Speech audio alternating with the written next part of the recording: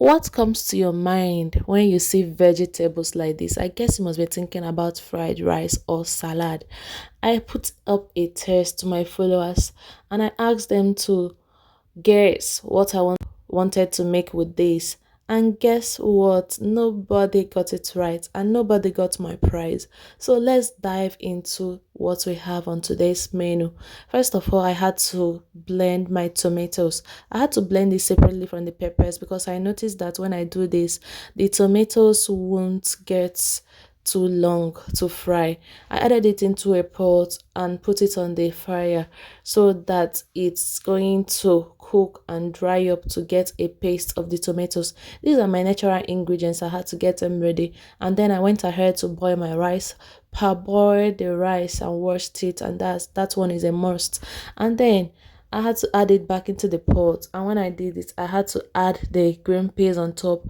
I did it because it doesn't get done faster like the others. And when the rice was done, I had to add the other vegetables, stirred it to combine and cover the pot so that the vegetables will get soft with the steam. The next thing I'm going to do now is to steam the chicken. I added it into another pot and then added the paste of ginger, garlic, turmeric, added my onions, added salt and the ground powdered spices. And then I covered the pot for the chicken to steam. When the chicken has steamed, I added enough water that will be enough to cook the chicken.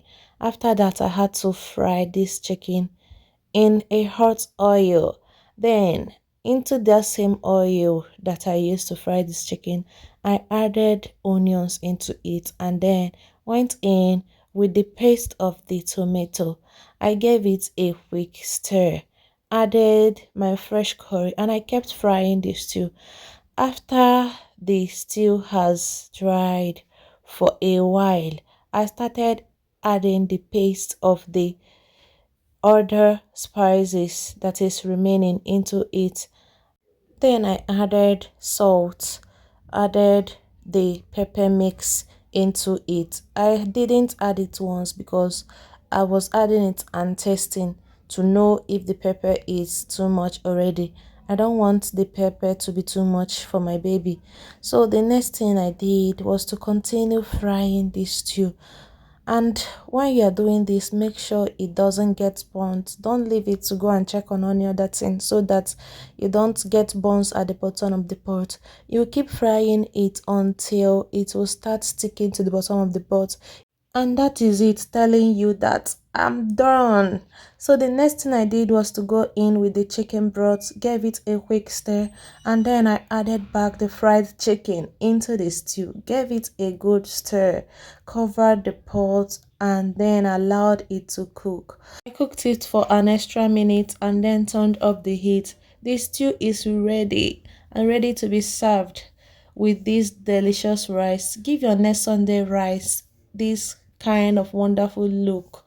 Don't do it the normal way. Thank you for watching to the end of the video. Bye.